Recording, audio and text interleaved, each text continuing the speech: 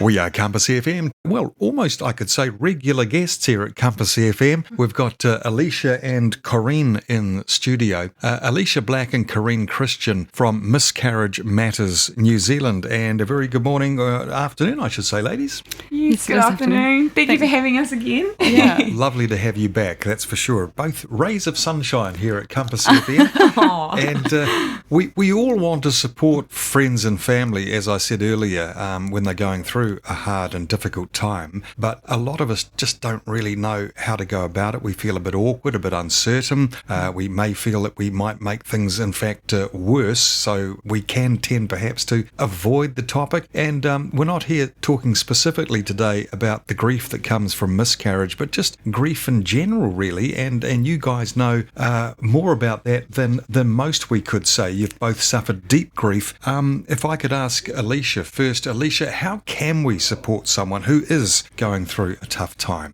Yeah, well, a simple way of looking at it is that there's three ways that you can support somebody. So you can offer practical support, informational support, and emotional support.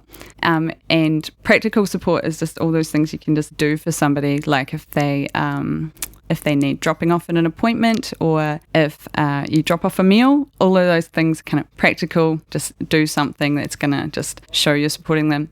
And then there's informational support, which is if they're seeking some kind of information that they can't get a hold of. Like it could be they're trying to find support, or they just don't quite know what's going on. If they're seeking that, then you might even just be able to send them a link to something, and that could be really helpful. But with that one, you want to make sure you don't preempt it, because you don't just want to be bombarding somebody with a whole lot of informational support that might actually not. Yeah, so if they're seeking it, then you might be able to help them with that. And then the last one's emotional support, and that really is just letting them know that you're there.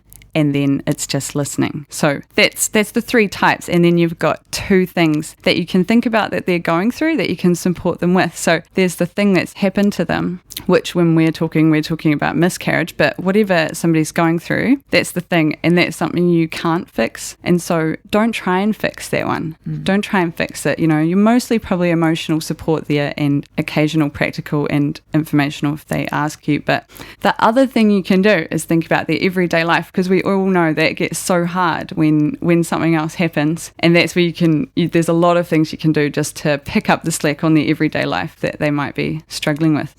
Yeah. And I guess, you know, some of us tend to think you want to say things like, oh, time will heal this, you know. Oh, but, yeah. and try not to fix. Yeah. Yeah, but you want to almost fix the problem for that person. Yeah, it's automatic, isn't it? It's such an important part of their own grieving that they find the story for their own experience. And so you really don't want to do it for them. Like, it's something they have to find for themselves in their own time. And yet it's so tempting for some people to sort of want to take that over and speed the process up, but you can't. Yeah. Can you? Yeah. Right. Aleisha, what happens if the person does want to talk, but we have, you know, no knowledge or experience in terms of what they're going through? So if they do want to talk and you think, oh my goodness, I don't know anything about this, it's actually, in a way, it's better, because like we're saying, you just want to listen. And so that's the best thing you can do, is let them talk and listen. And you can practice something called active listening, which we have a good video of it about it on our website if you want to learn more about it. But in the case of miscarriage, a form of active listening would be listening and seeing what kind of words they use to describe their experience. So some people will want to keep an emotional distance, and that's what's working for them. And so they'll just say the miscarriage, and they'll be trying to think about it really practically and separated from the loss. And other people really attach to the baby, and they'll say my baby, or they might even name their baby or say him or her. And so if you pick up on their words and you just say those words when you're describing it and talking about it to them, it's so affirming to them.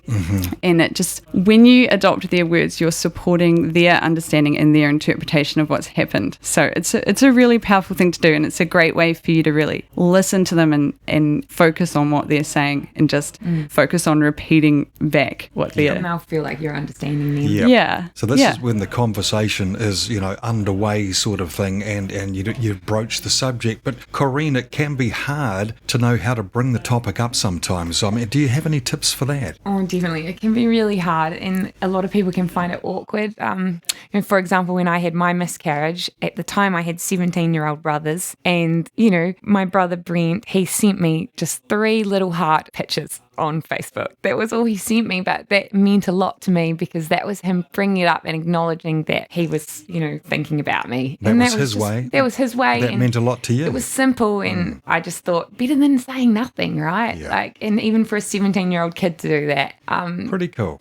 But like an example, recently we had some friends have a miscarriage, and I'd spoken to the wife. Obviously, I knew what was going on, and I was about to see her husband for the first time, and it's easy to go in and just do small talk, and then all of a sudden the day's gone and you haven't even brought it up. So I think the best thing to think about when you're trying to bring it up with people is do it early on when you first see them, and keep it really simple. So my friend's husband, when I saw him, I just said, I was so sorry to hear about your miscarriage, and then stop talking.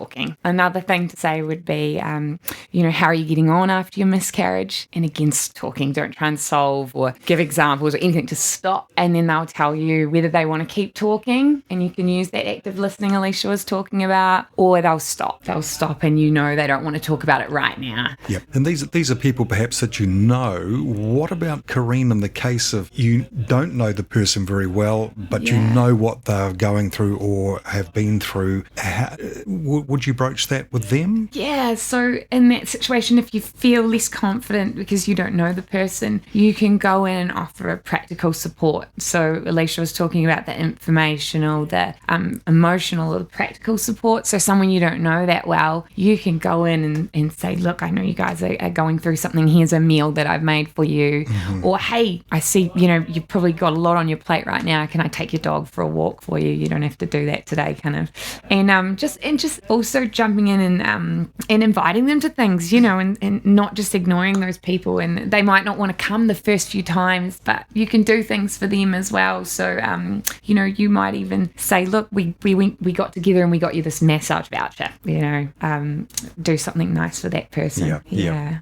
Well, thank you very much for popping in again, guys. Aleisha Black and Corrine Christian from Miscarriage Matters New Zealand. For anyone listening now who would like to, find out more about what you guys actually do, how do we get in touch with you? We've got a Facebook page, Miscarriage Matters NZ, and we also have a website, miscarriagematters.org.nz. And on the website, we have a lot more information about the things we've talked about today. So if people want more, otherwise that's how you can get in touch.